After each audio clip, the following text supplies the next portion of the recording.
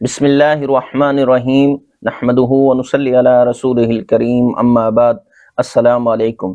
آج ہم بات کریں گے خواب کے اندر پنیر دیکھنا کیسا ہے۔ علامہ ابن سیرین رحمہ اللہ تعالیٰ علیہ ارشاد فرماتے ہیں کہ خواب کے اندر خشک پنیر کا دیکھنا یہ تھوڑا مال ہے جو سفر سے حاصل ہوگا۔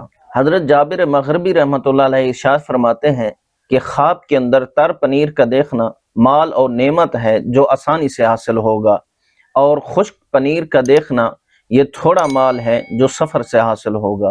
اور اگر کوئی شخص خواب کے اندر دیکھے کہ پنیر روٹی کے ساتھ کھاتا ہے تو یہ خواب صاحب خواب کے لیے دلیل ہے کہ اس کو سفر میں تھوڑا مال غم اور اندوہ سے حاصل ہوگا۔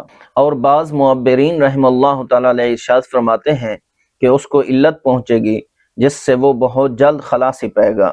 اللہ پاک سے دعا گو ہوں کہ اللہ پاک ہمارے لیے ہمارے ان خوابوں کو باعث برکت اور رحمت بنائے۔ السلام علیکم ورحمۃ اللہ وبرکاتہ۔